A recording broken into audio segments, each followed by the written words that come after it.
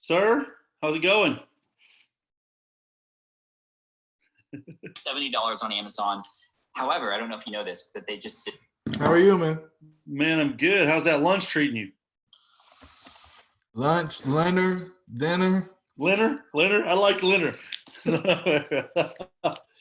How's things going? I see your step challenge. That's great. That's what, about 15,000 a day? No, 20,000 a day? a little over 12. Oh, okay. It's not that. That's still quite a bit, man. Yeah.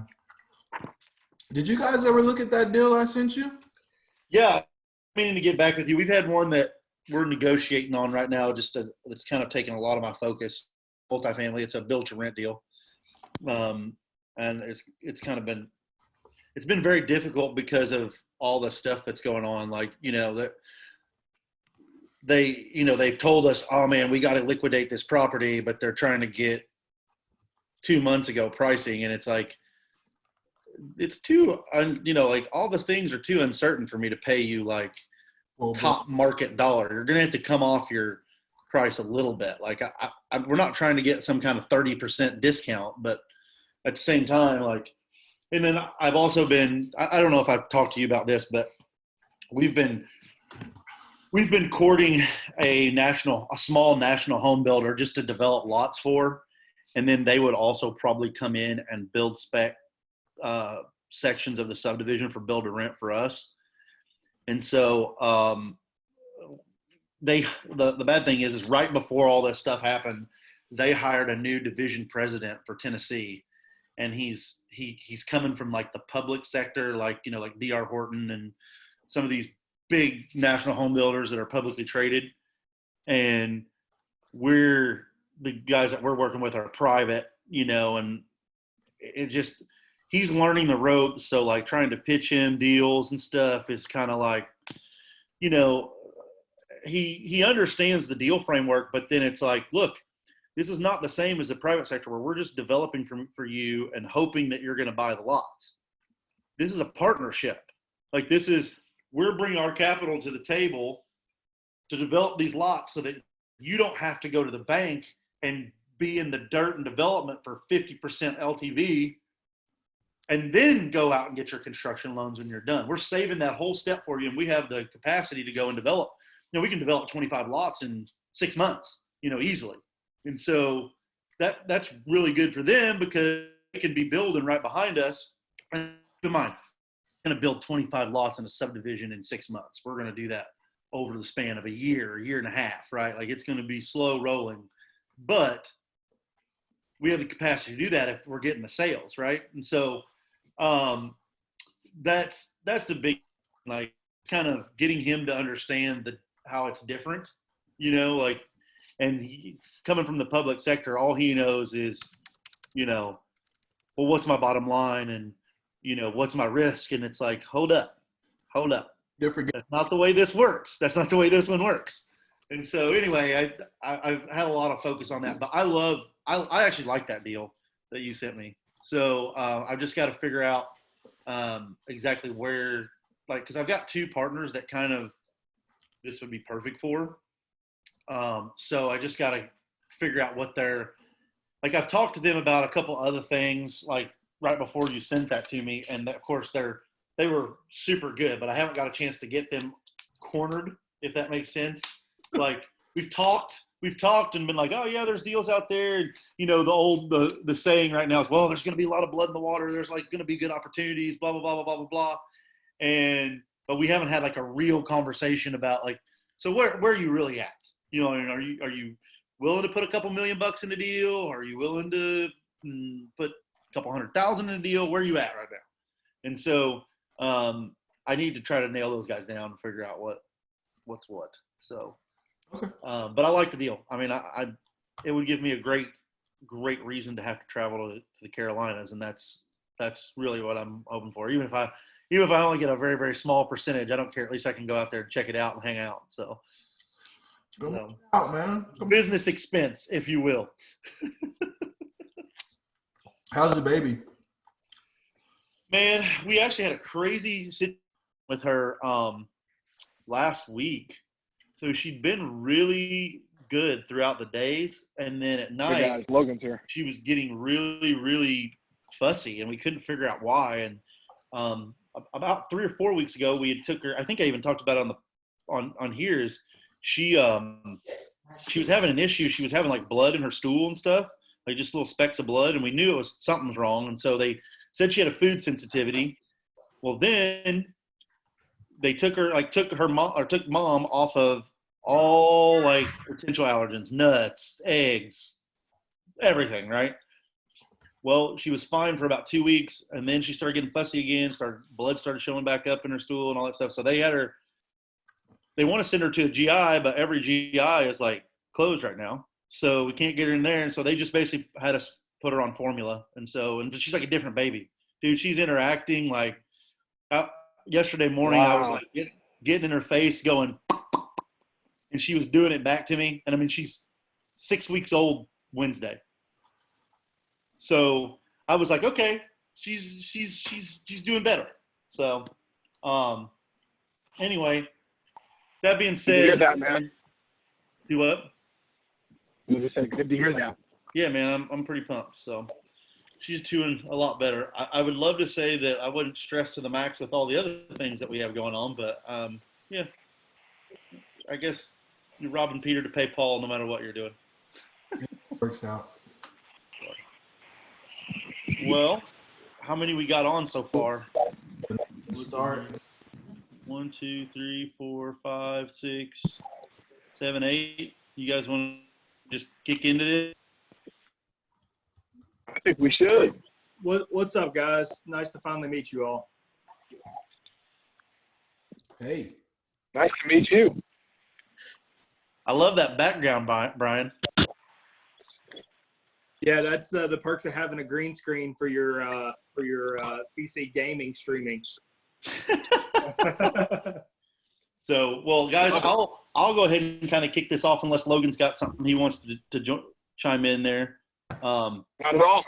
Okay, I jumped in and took over Tony C's spot. I think it was Tony C to help Brian Jones with this chapter. For those of you who don't know Brian is actually my co-host podcast, the Real Estate Investing Show. And Brian, I recommended him getting on this thing about, 5 or 6 weeks ago, and he was a little slow to get on, but I finally sold him on it. You know, I'm relentless that way. I'm sure he'll tell you.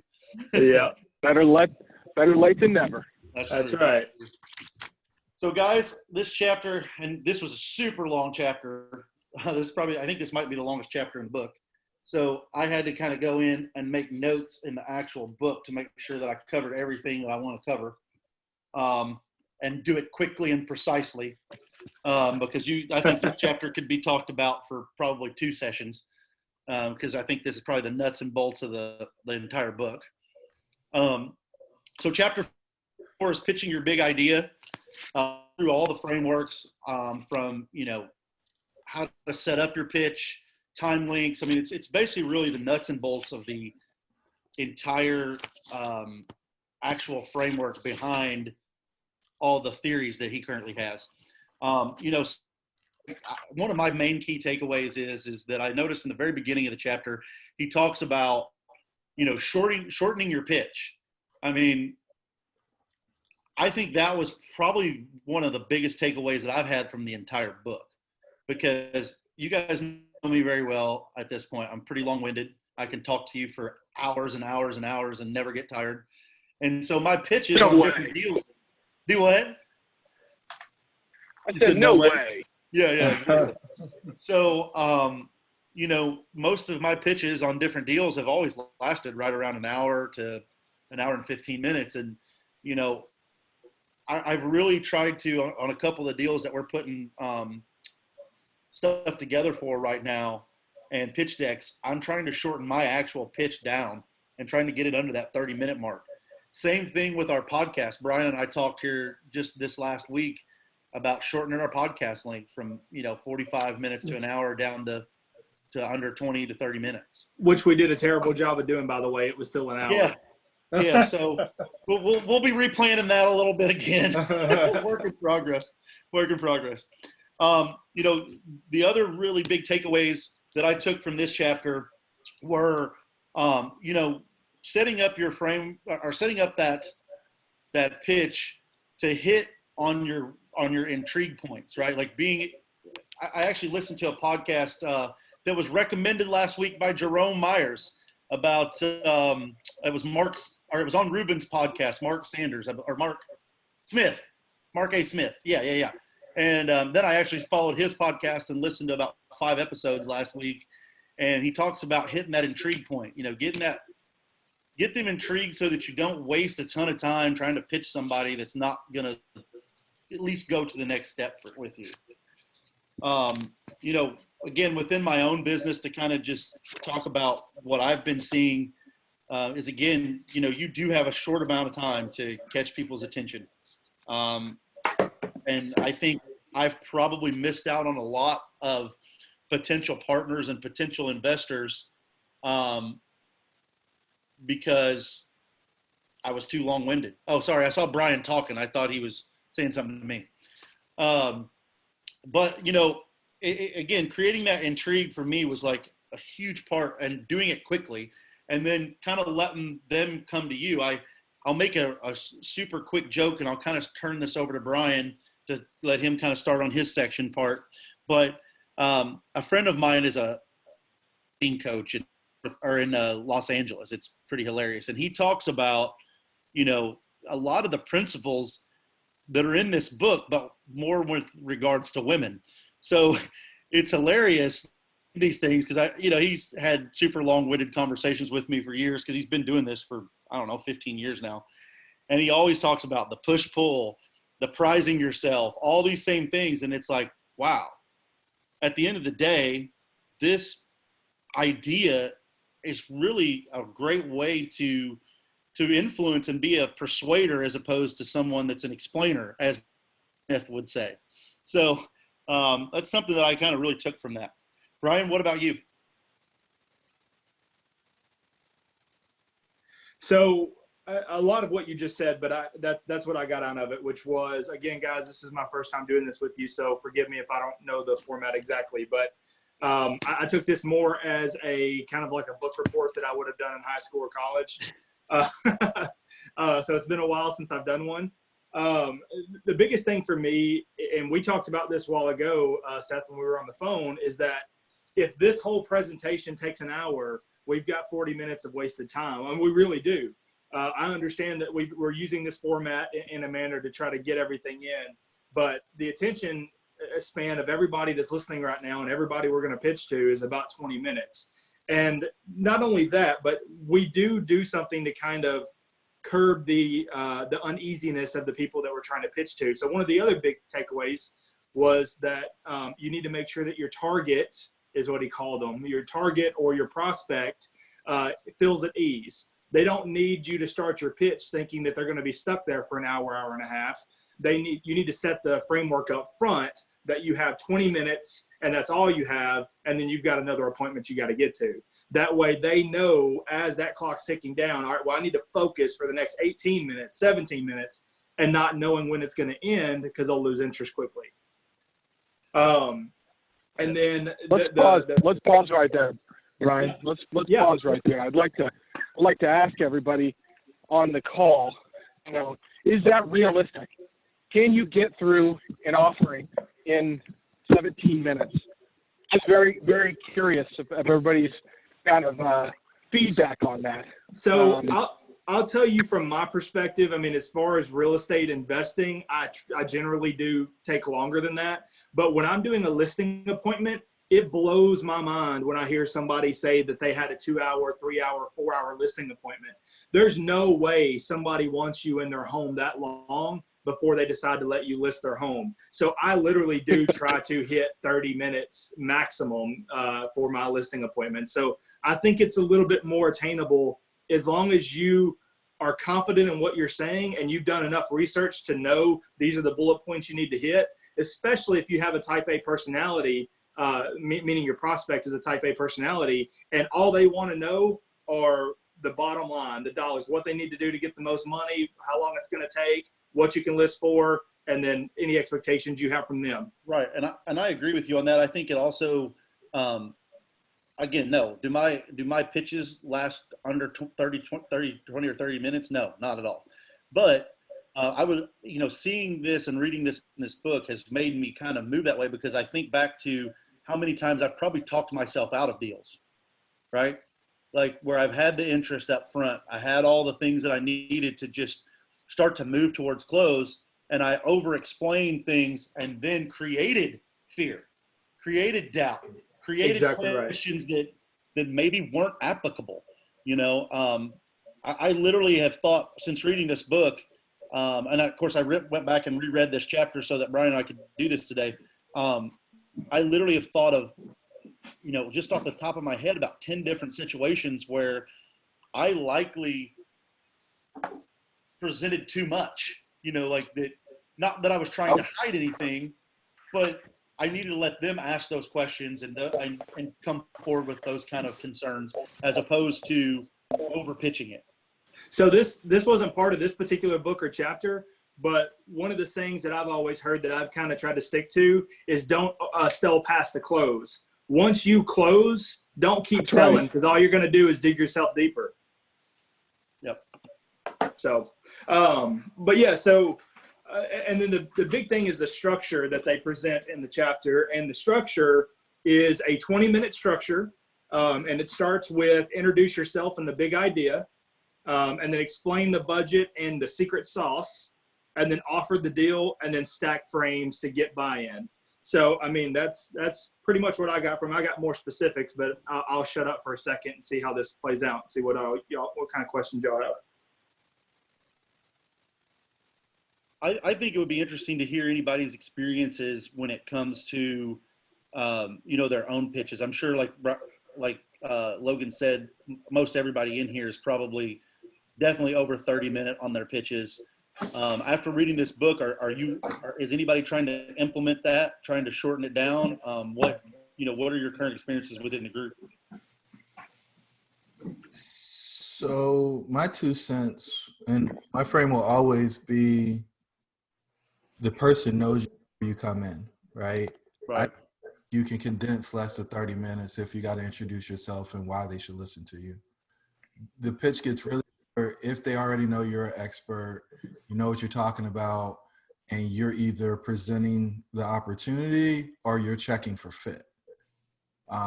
If you've already checked for fit and they already respect you as an expert, then there isn't a whole lot to talk about other than the specifics of that opportunity. But if you're going cold, I don't know how you get to establish yourself as an expert and do all that in 30 minutes. Yeah, this seems like an impossible task. I mean, it's almost like coming at it, you're going after a completely cold lead. Seems like that's what it's talking about. And that's like, in order to have somebody invest with you, I think first they want to see if they, who you are and if they resonate with your thought process and your business.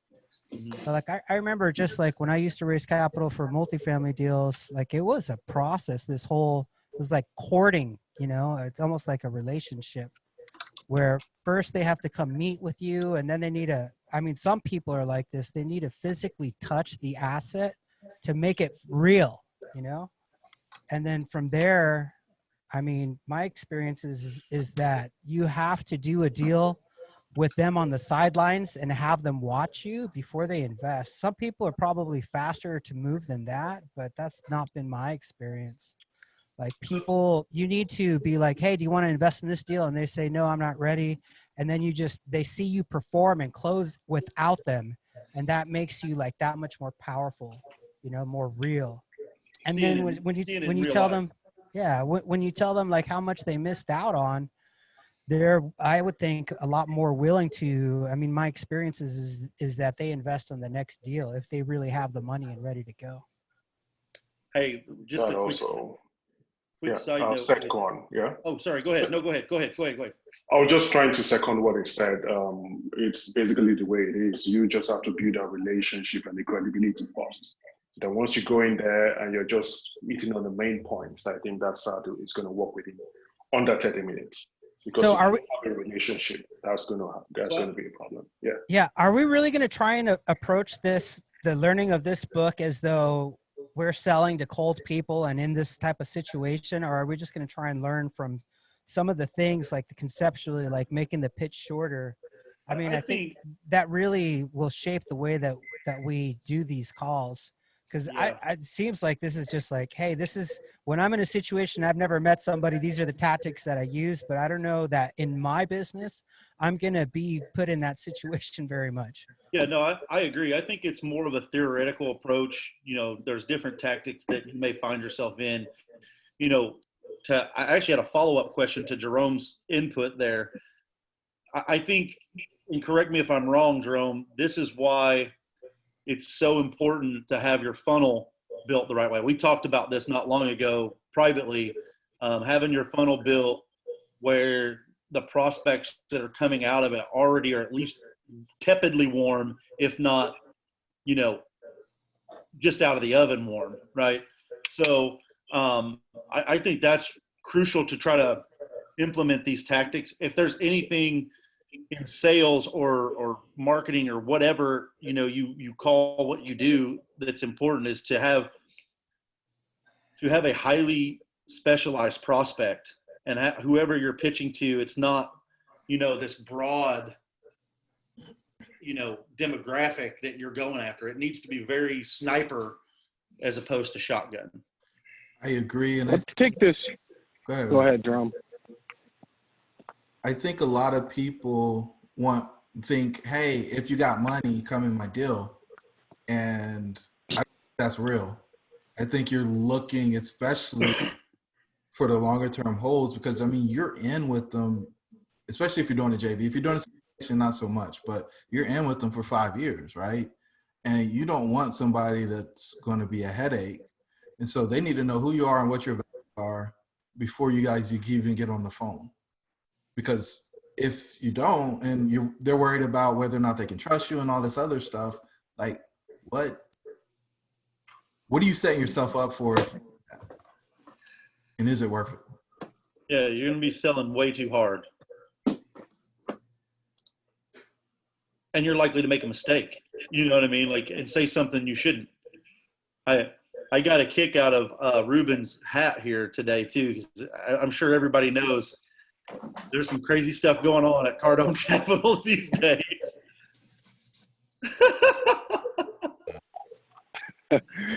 I can't see Ruben, but he was on my podcast earlier today. He was not wearing a hat, so yeah, I got my 10X hat on. So yeah, I actually just did a podcast where we talked a little bit about what he did, and we were specifically bringing up whether or not it's cool to talk about COVID-19, and that I had Annie Dickerson on the show, and she was talking about, well, we don't want to touch that topic with the 10-foot pole, but a lot of her investors, a lot of people are asking and looking for leaderships in this time. And so I brought up, I'm like, well, what do you think of what Grant Cardone did with the whole fake bankruptcy thing? And we talked about that a little bit, but yeah, I mean, in this kind of place, it's a very effective marketing ploy to capture the attention. Maybe we could even talk about like what kind of concepts we can do to capture that attention. That would be effective for me right now, because they always say there's no such thing as bad publicity. So, but I don't know about that. I don't either, because I'm a huge Grant Cardone fan. And when I saw that, first thing that popped into my mind, if I'm one of his investors, I don't know how I'm sending that guy any more money. I mean, I just don't.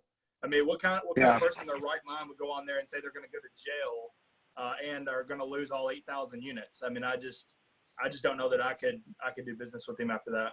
And knowing that it was all just a marketing stunt, you know, I don't have a problem with him going on there and saying it. I have a problem with him going on there and saying it as cavalier. You know, he was so cavalier about jovial. it. Yeah, exactly. Hey, right, you know, right. Like, no big deal. I'm losing the plane. And I know he was joking, but regardless. Anyways, Brian, did you have some other stuff? I mean, we're right at 20 minutes. So in the theme of this chapter, we've got to open discussion pretty quickly. So I did. The only thing that I did want to add to it is, you know, they tell you, they say in the chapter to make sure you introduce at least 3 forces that reinforce the idea of why this is the time for your prospect to move forward with this particular plan. And the three that they use are economic forces, social forces, and technology. And, you see that a lot right now. I mean, especially in our world of real estate, you could look at it and say the economic forces for somebody such as ourselves who's an investor, there's going to be huge, ample opportunity to be able to find really good deals over the next few months, possibly the next year. The social factors, that would be how nervous and scared everybody is right now. That's going to allow them or force them to make those decisions, those rush decisions to go ahead and sell. And then lastly, the technology for this. I mean, the technology's out there. I can pull up every single person's address who has taken a forbearance, or anybody who's 90 days notice of default or whatever. Like, all of those three factors come to this particular point right now with this COVID-19 stuff, where people don't understand really what a forbearance is. And I think in the next 60, 90 days, there's going to be a slew of good investor deals.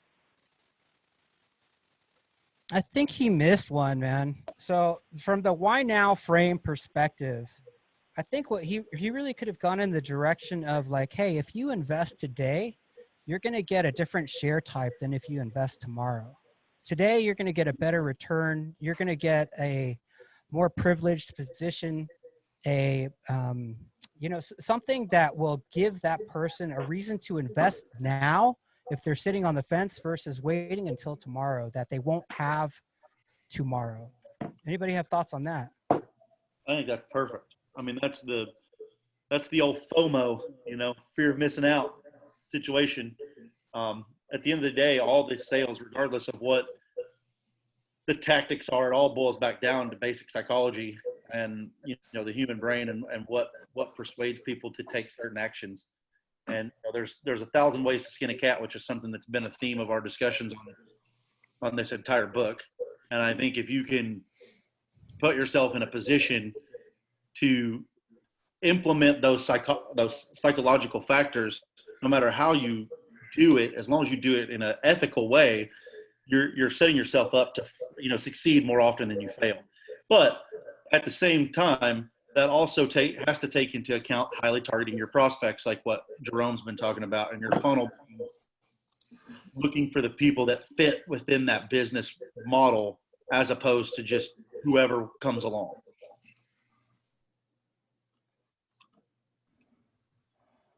Logan, what do you think?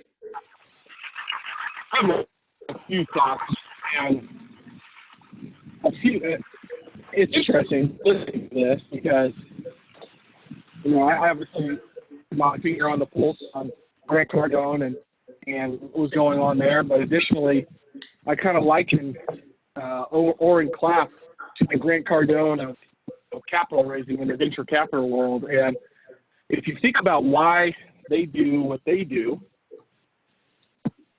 and you think about their motive, from Oren's motive of writing this book, to get people to talk about him and potentially position him as a thought leader. So he's getting the attention that he wants from the book. Additionally, Grant Cardone, and by the way, I think what he did was completely wrong. I'm a 10X follower through and through. I read it 4 times a year, but I would never have, made a comment like that in relation to dealing with other people's money.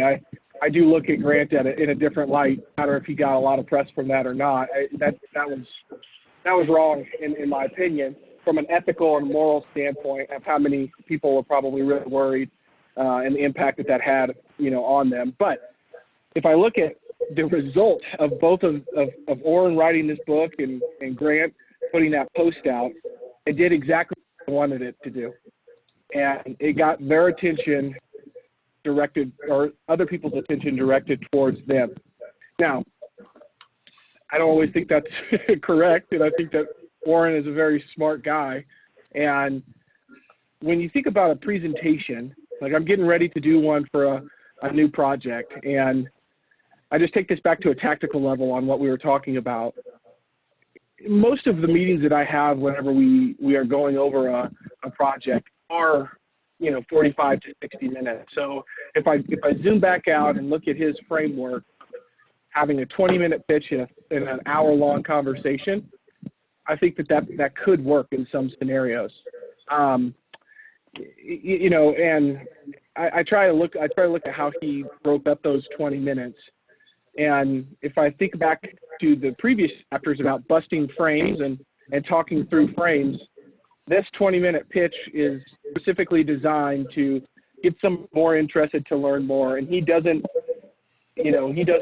tell you to go into the numbers on that first kind of pitch. So I'm just thinking tactically, if that strategy that he's presenting of a 20-minute conversation would work. And that's one thought. The second thought would be, let's think about this structure as a complete cold outreach. Most of what all of us do is relationship based. But would this strategy work if we recorded a 60-minute or a 40-minute, 30-minute webinar and sent it out to, you know, the masses, so to speak? Does that framework catch people's attention and cover enough information to get folks interested in having a next call? That's the question that I'm trying to understand and want some more feedback on.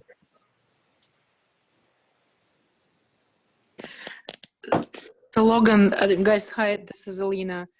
I think the answer to a question, it depends. It depends on a situation. It depends what kind of preamble you give to the audience and whether this audience is completely cold or whether you already send them some assets, maybe pre-recorded videos, maybe some ebooks or some other materials. Because, you know, in order to get someone on a call or on a webinar, they had to see something or read something first in order to jump on that call first. So what you send to them first has to do a lot with you know, what's going to happen on that call. In other words, how well prepared they are to what they going to see or hear on that call. Yeah, I would agree. That makes a lot of sense. And Seth, by the way, if you need help shortening your presentation, feel free to reach out. I'm more than happy to help. Oh, that'd be great. Thank you. Absolutely. You have my contact, right? Yes, ma'am. Or just Seth? What's that? I said, is that for everybody or just Seth? Seth gets priority, but everyone else can reach out as well. No, just joking. Yeah, everyone can reach out. You hear that, guys? I'm her favorite. Bye. Very interesting. I think that what stood out to me in this chapter was for somebody who may not have experience presenting an idea, it at least provides a framework to think through and maybe gives some sort of structure. Especially when I see and I have developed, and I shared a resource with Jerome and Alina on this call that is, 72 pages long, and it talks all about, why commercial real estate, why the asset classes, why Kansas City, and why us, and why now. And so I think about that resource and try to dial that in. And not everybody's going to get that resource, but it's a specific tool. But is there another tool and another framework or another structure that I can pull out and put every new project into that clearly, and it clearly defines what I'm trying to accomplish in a compelling way, in a concise way that maybe somebody who doesn't always look at these things can digest. And I do like his framework of the big idea and how to present numbers and things like that. I think there was some valuable nuggets in there, because we've all been on calls that go into rabbit holes about one specific area of a pro forma. Has anybody else been on calls that do that, and they get trapped in the analyst frame? Yep. And so if there's a way to address that, that's where I want to get out of this call. Is there a way to address some of the common pitfalls that people fall into when presenting, right?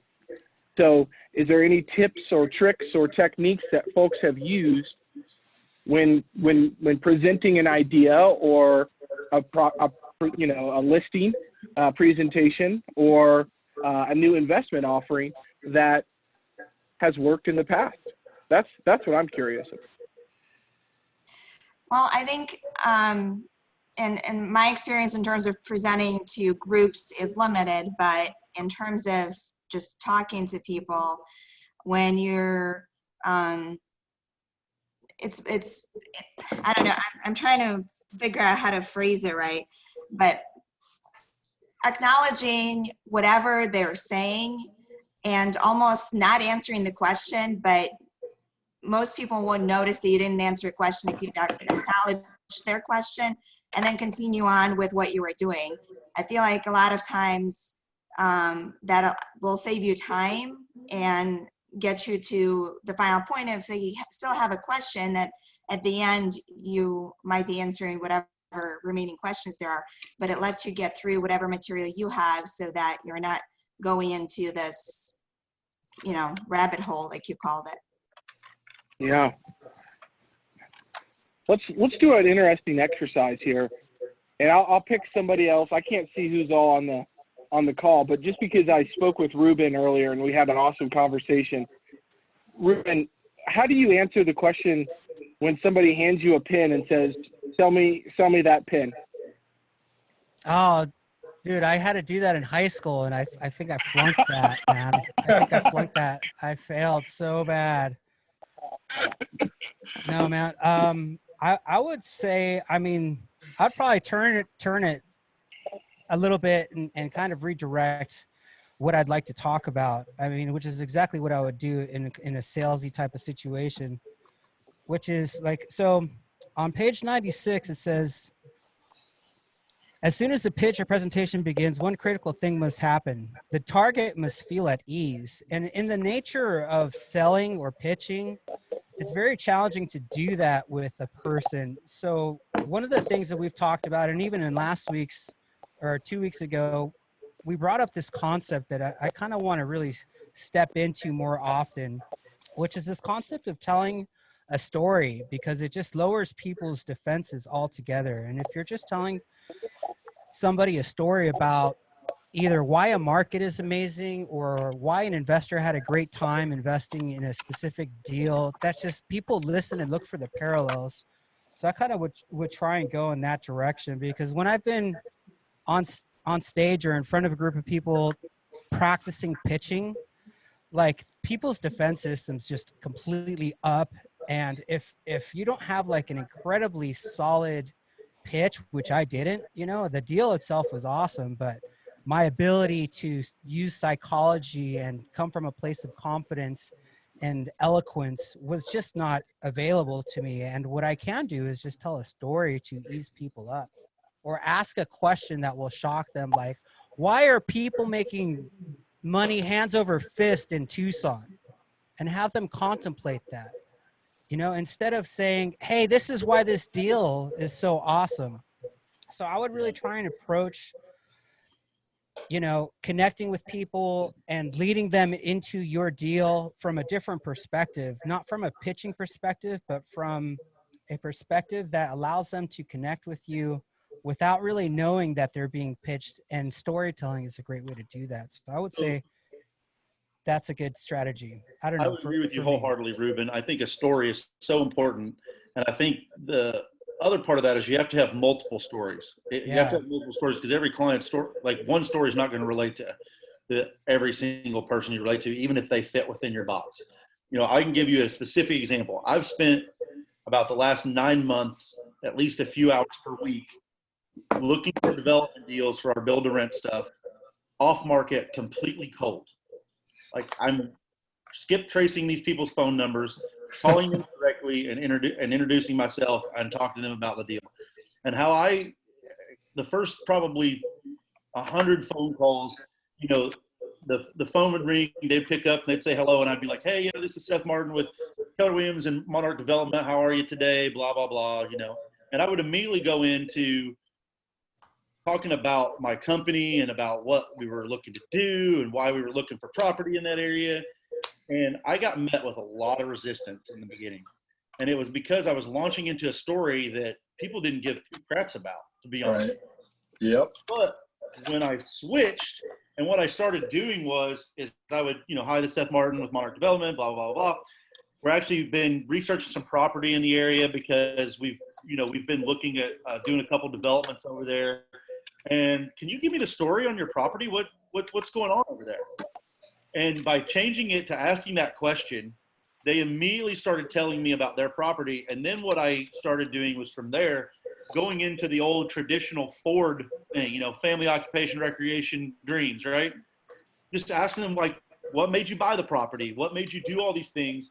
And going into the questions and eventually leading that conversation around to what are your goals? Question-based selling, dude. That's where it's at. What do you want?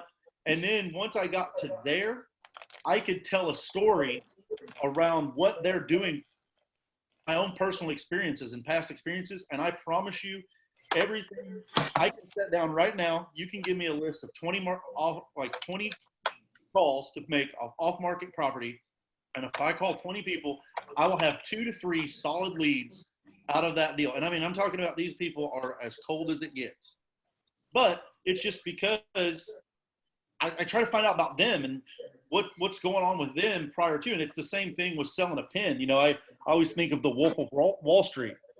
The guys that ask the questions like, what do you do for a living? Oh, well, I'm a banker. How long does it take you to process paperwork? Man, it takes me, a couple hours to process a loan. I was like, yeah, you're filling all those papers by hand. Yeah. But what if I could cut your time in half? Oh, well, this pen is aerodynamically designed, blah, blah, blah, blah, blah, whatever the feature is, right? I mean, I know that's completely gimmick-based selling, obviously, but by finding that out and finding the need before you start pitching and selling, it makes all the difference in the world. And I don't know if you can hear my daughter in the background, but she agrees. Absolutely. Yeah. Paul Smith is a guy that has a podcast called Selling with Story. And additionally, Ruben had on Mark S.A. Smith. And he also was talking through a story and was very engaging through that story that he told about that investor, Ruben, on your podcast. I thought that was a great example of using story for selling purposes. Yeah, I loved it. That was a great podcast, Ruben. Thanks. I was listening to a podcast and they basically said that the way that you get the defenses to come down is by telling stories, because that's how people are able to engage. So let's talk about that. What are the few steps of a story that need to be incorporated? I mean, there's obviously characters in a story, and Donald Miller of StoryBrand works through the hero, victim, villain, and somebody else. I can't remember the last one, but I've been following his stuff for some time. What are the characters that you guys have in your stories that you tell, and what are those stories accomplish? Can we build a story? Is it from experience? Who uses stories here to kind of work through presenting to folks? I do, definitely. The storytelling is one aspect of, we talked about YouTube advertising. We want to tell a story like that kind of correlates people's problems, right? So what problems do people have? So they can relate with the stock market and it's going, the roller coaster ride that it is. So when somebody is telling or seeing their experience being played out in a story about the things that really suck for them, then it's easy for you to create a parallel for yourself. So I would say that would be one of the key things. And maybe talk about some of the things that somebody likes, like, hey, if somebody I know was investing in equity investments or real estate syndications and they seemed intelligent, but they knew that they had to figure it out. I mean, your mind instantly starts saying, well, yeah, that makes sense. I can relate with the concept that I want to figure it out. this real estate investing thing, this equity multifamily syndication thing. So you're already finding multiple parallels right there. So I think those are two of the keys.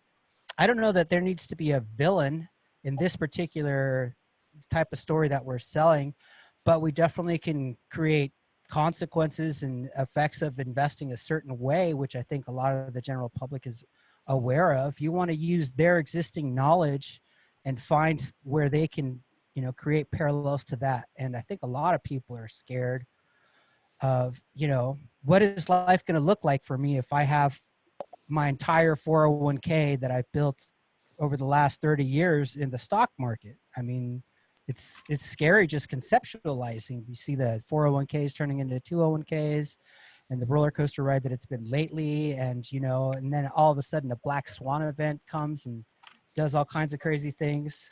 It certainly, you know, you look for ways to explain that real estate doesn't have the same kind of ups and downs and variability. So I don't know. Those are some of my thoughts. I think it all starts with the hook, right? Because you're not going to pay attention if you don't hook them in some way, shape, or form. Hear that. And I guess it just depends on what you're trying to do, right? If you're trying to get somebody to invest in the deal, I think as Ruben just mentioned, you might talk about the stock market if they are the other alternative. You know, I've spent probably the last 3 or 4 months studying what Russell Brunson does, trying to learn more about selling from webinars or selling from stage. And what they do is they exacerbate the problem. So they tell a story about a person that has the problem that your ideal client avatar has. Yeah. And then they build up all of the main reasons why it's a problem and the challenges you have to overcome in order to get through it. And then on the back end, they introduce the solution. And you can do it by telling the story about yourself, or you can do it by telling the story about your client or a client that you worked with in the past and how you deliver this fabulous result for them. And then they can see themselves making the transition. One thing that's been pointed out to me, and I don't even know where I picked it up, but it's about movement, right? So if I show you a static picture and then I show you another static picture, it's really hard for you to tell what changed because I took the other one away. If I move you through it, then you're able to see things as they change. And by putting those pieces together, you know, some people feel like they can go do it themselves, but the flip side of that is they will say, hey, I need somebody else to help me. And I found that really valuable. In fact, I use that today to make a sale. That was in chapter 4, by the way. What? The movement part. Yes. He has the example of the grandmother versus substituting the grandmother for a tree or something. I forget what it is. And then if there's no movement, you don't notice it. Something like that. He mentions that when people lose their keys, they're so used to seeing things in motion that they can't find those things, even if they're sitting right in front of them. Yeah. Do you guys, when you're formulating your pitches and things like this, I mean, I don't know about you, but I usually start with like where I'm going to close first. Just like if I'm putting together a pro forma for a real estate project, I'm starting with where I'm selling and then working my way backwards to where I'm at right now. Same thing with like where I'm going to close. I start with wherever I'm going to close, like where I'm going to the end, and work my way backwards to kind of help me. Just kind of what Jerome was just talking about, which was, you know, start with the close, which is right before whatever the solution is, and then you backwards engineer your story into the to present the problem, so on and so forth. Well, I also want to mention, I was sitting through a presentation. It was at a meetup of some kind, and there was this guy presenting. I think his company was called the Private Bank or whatever, and he was selling some sort of annuities or whatnot. And he spent, I want to say, 45 minutes to an hour of stories. And it got to the point where it was just too many stories with seemingly there was no point to like whatever he was talking about. So it was almost like there were too many stories that weren't connecting to what he was trying to say until like the very, very end. And I get very, very frustrated with it. And I don't think Evan was paying attention towards the end because of that. So Yeah. and stories are great, but like I think in both in Hunter's book and in this one, they always come back to, okay, you have your stories and then you need to connect it to, you know, the whatever you're trying to sell or do, how it's solving a problem. Like I think Seth, you mentioned. Yeah, no, you're exactly right. You got to tie it back to the pitch and the deal or whatever it is that you're doing.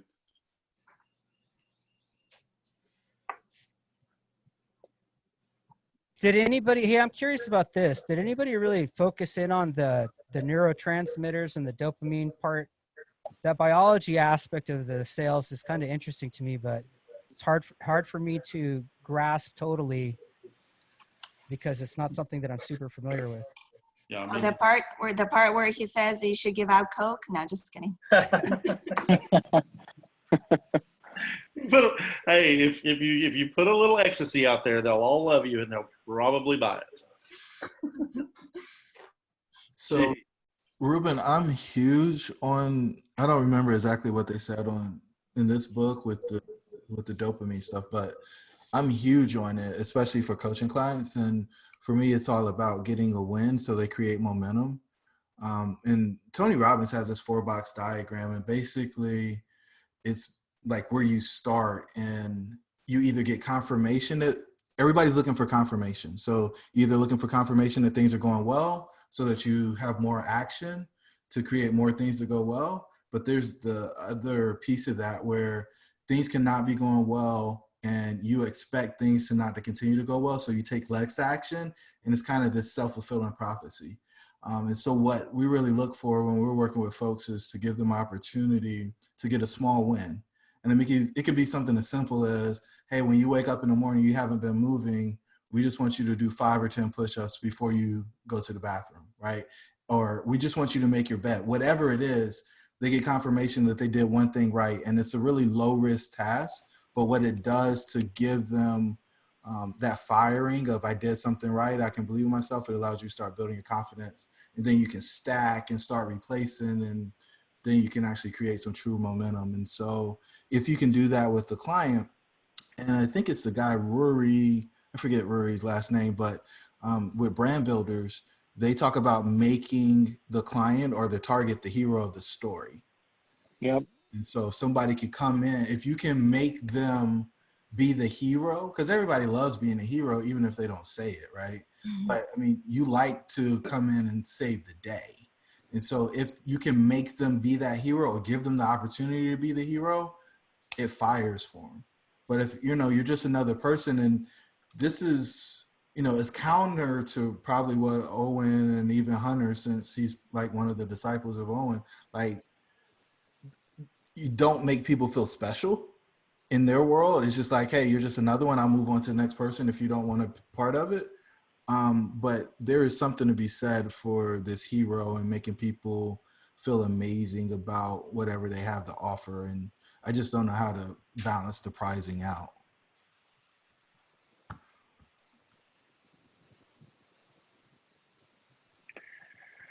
Yeah, that's a good thought, Jerome. I think the hero guide type character is probably what most of us fall into in relation to how we're approaching raising capital and or just selling or coaching. Any of those facets is you're taking somebody from one paradigm they're in right now, and you're helping them move to the next.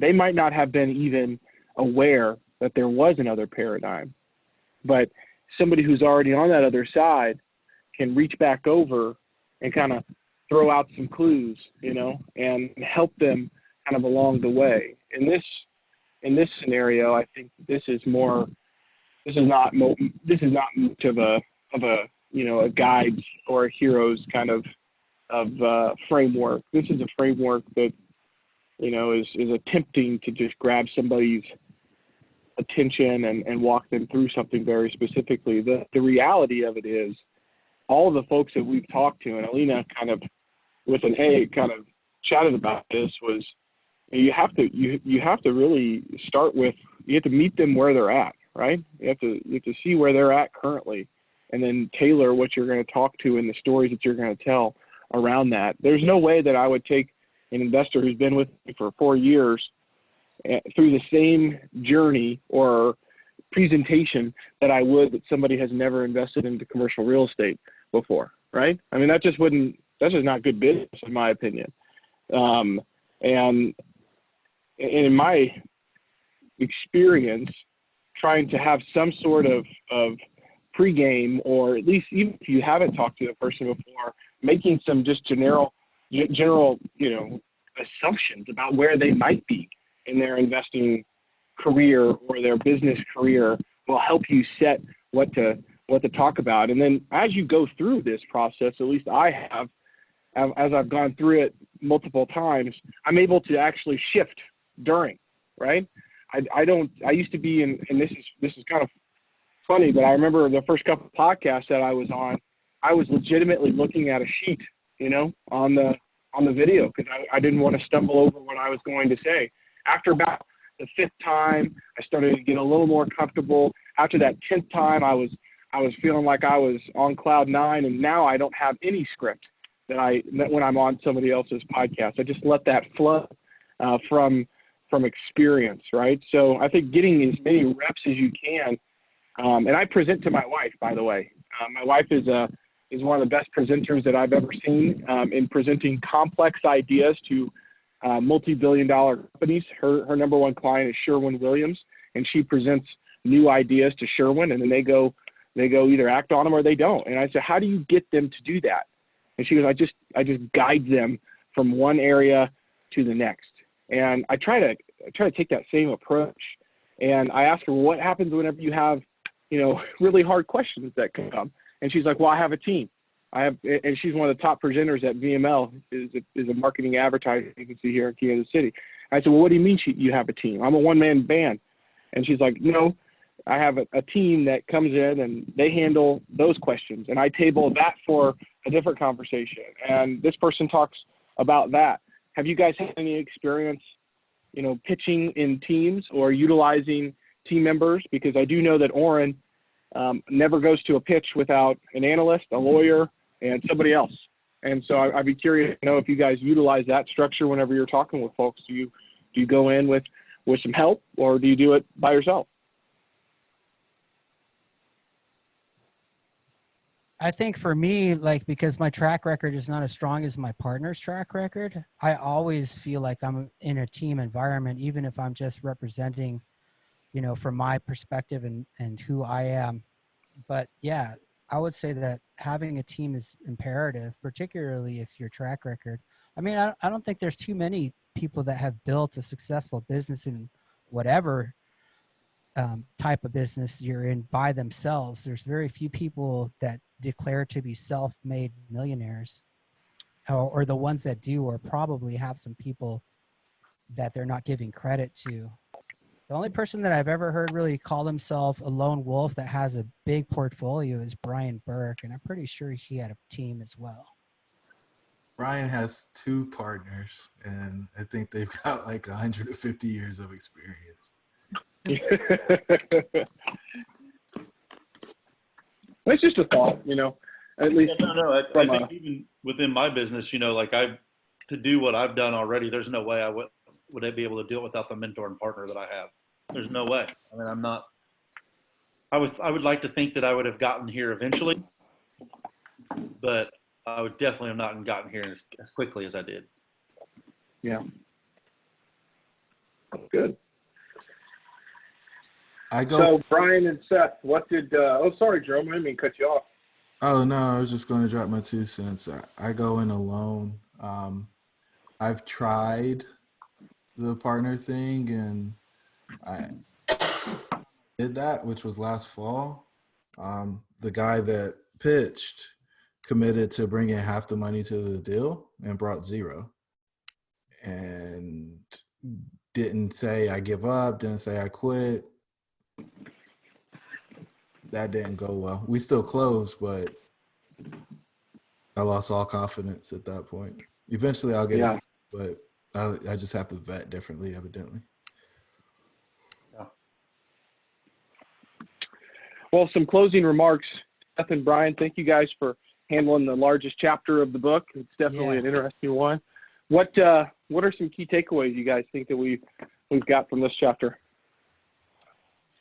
I mean, I would love to say shorten your pitch, but again, we've all kind of discussed that it seems virtually impossible to do it in 20 minutes, especially if those leads are cold. But if they're warm, and very highly targeted, it may be possible to do.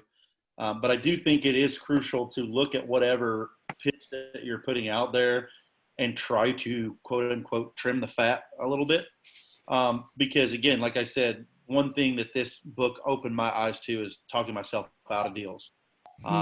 There's probably been multiple times where I could have made a project work and I couldn't raise the funds on that particular deal because even though, I generated a ton of interest with the partners that I talked to, I just didn't get there because I either over-explained it or, I put fear in them as opposed to letting them dig their own fears out, if that makes sense. Yep. Brian? Yeah, the same thing. I mean, it just comes down to what I got out of it was just do everything you can to shorten it. It doesn't necessarily, I mean, look, 20 minutes is a great goal, but as we've all said, like you just said, it's probably not going to be attainable for most of us. But what it's going to do is it's going to reinforce next time we are giving a pitch that we are conscious about how much time we're spending on things that aren't necessary, Yep. I'd like to add on a couple of those things. So number one, the 5-minute pitch that he talked about when the Nobel Prize was won for the introduction of the DNA molecule and sequencing was, I think we're missing a little bit of that here. And perhaps a way of condensing your pitch would be to sell the vision of what you're doing instead of selling the product itself. Because multifamily syndication or real estate investing with partners is a process that people, if they take, can get into asset classes that they've never known was available to them, which is incredibly powerful. And partnering with people, I think people can resonate with that a lot more than they can with a 20-minute pitch or even a 5-minute pitch or any kind of pitch on a specific deal. So maybe turn the attention from pitching a deal to pitching what you and your company are up to. The other thing that I caught that was a major takeaway for this was he said somewhere, I'm looking for it, but I can't find it. But it talks about nobody wants to purchase anything that's old, so they want to purchase something that's new. And like I noticed that, we closed on a deal, a 90 unit in Tucson back in December, and we did it with their own capital. And then we tried to raise the capital for it after closing, and we couldn't get people to do it, even though I think a lot of people see, oh, well, that's a great way to raise capital is to just take it down. And it gives you the credibility to say, hey, we have the power to take it down without you. But it's been challenging to raise the money for this particular deal after it because it's just kind of old news, I think, particularly now. So that was one of my takeaways. I wanted to spend some time contemplating that.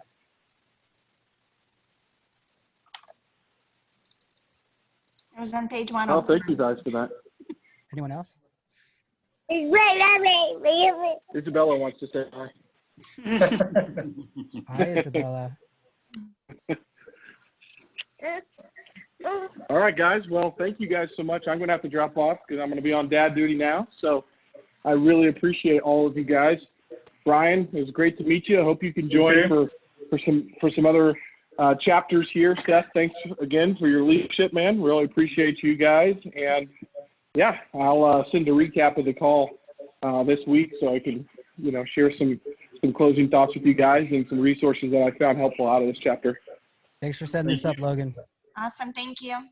All right, thanks. Thank you, guys. Thank you. Thanks, Thank guys. you. Thanks, Seth and Brian. Thank you guys.